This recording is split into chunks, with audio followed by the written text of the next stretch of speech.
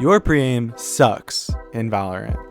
Preaim is simply put the combination of your crosshair placement and your movement. It's your ability to aim into the wall before a peek and come out on the other side with your crosshair dead center on the enemy's skull. When executed perfectly, the result is similar to wall hacks. This is how I used to pre-aim angles, but despite the advantage of extremely consistent crosshair placement, it carries along with it some major risks as well. In order to better showcase what good pre-aim looks like, let's take a look at how pro player Lev Aspas has been pre-aiming angles in the Champions qualifiers. Pistol in the hands of Aspas! The bonus round weaponry now, and Aspas going walkabouts. This guy is taking liberties, and he might be taking names! Oh my goodness! I know what you're thinking, but Zapper, the Immortal 3 Apper. Even if I peek perfectly, I still miss the easiest shots imaginable. And that's fair because Lev Aspas is one of the best aimers in the entirety of Valorant right now. So before I break down proper pre-aim, let's have a quick chat about aim itself. More specifically, flicking. As you know, flicking is extremely important in Valorant because the time to kill is so low. If you aim too slow, you will die before you can even get a shot off. The risk, however, of aiming too fast is that when you whiff your first few shots, it's hard to recover because of the natural bullet inaccuracy that Valorant has. Nice, Preaim. Understanding this, it becomes clear that good aim in Valorant comes down to two things: flick speed and flick accuracy. Fortunately, you don't need to spend 1,000 hours to learn this through trial and error, because pro aimer MatoWs explains exactly how anyone can master their flicks. Oh, you're so in. I mean, just take a look at how consistent his flicks are. He explains it better than I ever could, so if you haven't seen his latest video, here's a short segment where he speaks on flicking. Flick consciousness. This is simply knowing where your crosshair has landed after taking a flick. This quality implies that we are not just repeatedly taking gamble flicks that have no deliberation or direction. When we are mindful of our flicks and more aware of where and how they're landing, we become more resilient to their speed. In other words, you shouldn't feel disoriented after taking a wide flick. So simply through putting greater awareness and focus into your flicks and where they're landing, you can better improve this often overlooked element of aiming. Obviously, mastering this skill is going to take some time, and if you're looking for more details about it, definitely check out MatoWs' video on it. It's definitely a great watch. In the meantime, let's get back on topic. Pre-aim. So as you likely noticed, Aspas pre-aims a bit differently than your average player. Instead of worrying about every single angle imaginable, Aspas takes advantage of his game sense to rule out angles that the enemy is unlikely to play in. This allows him to take important duels more quickly with faster movement and better crosshair placement.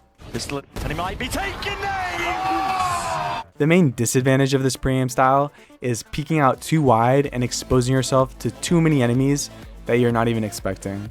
Because of this, it's integral that you get good at gathering information if you want to master this pre-aiming style. The more information you have, the easier pre-aiming will become. This could mean waiting for the enemy to make noise, holding tight angles to control large areas of the map, jump peeking big open areas, using utility, or even just joining fights that are already happening around the map.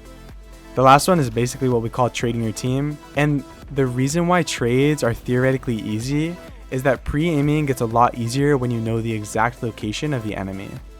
Combine that with peeker's advantage and boom, you have an easy frag. Even knowing all this though, you might still struggle to secure your frags. So let me do you one better. Oftentimes, if you do everything right leading up to the gunfight and still struggle to close them out consistently, the problem probably isn't your aim, it's more often your movement. Which I'm sure you've heard 1,000 times, but I've been doing a super simple warm-up routine in the range recently that can quickly fix this issue. But first, it's important to understand why this is even a problem in the first place. As I'm sure you already know, there's going to be two main ways to move your crosshair: with your mouse and with your movement. Most people nowadays will spend 1,000 hours training their mouse aim and 0 hours training their movement aim.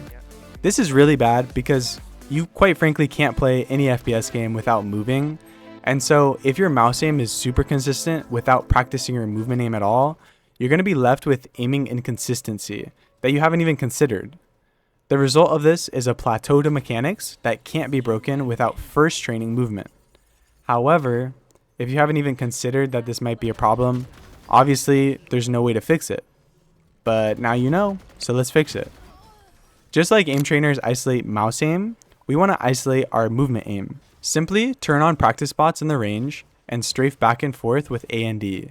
Your goal is to practice landing perfectly on the target without moving your mouse whatsoever.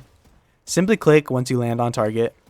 Just like when mouse aiming, if you land slightly off target, you should be micro-correcting with your movement in order to adjust your crosshair onto the target before shooting. When you see pro players using micro movements mid-gunfight, this is what they're doing. I'd say doing this movement practice for like 5 minutes before you play would be good, especially if you're learning about it for the first time. Then after practicing with no mouse aim for 5 minutes, we're going to reintroduce the mouse into the equation. Because obviously in ranked, you're going to be aiming with both your movement and your mouse, right? So for the next 5 minutes, practice fluidly utilizing both your movement and your mouse to land on the target. Just be careful not to make the process harder for yourself.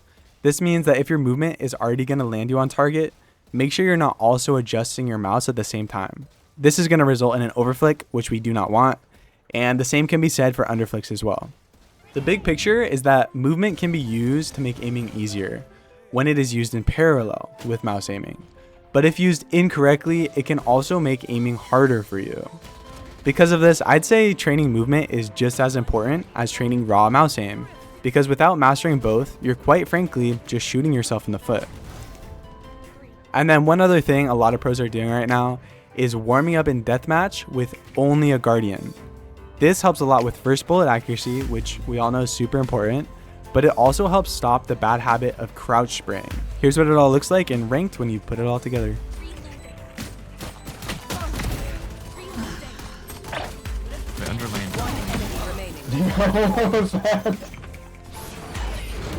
One left on you guys.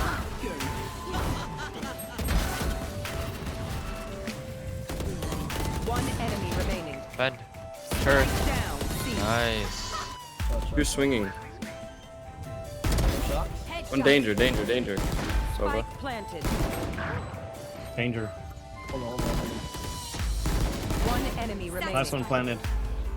Yeah, bottom side. Left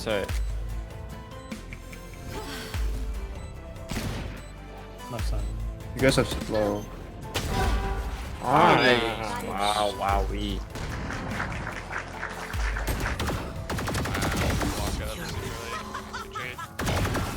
Gotcha, fun. My turn.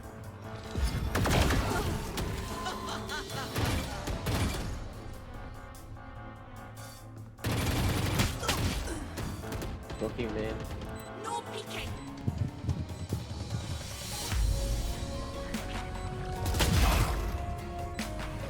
Is there a gun there I can get?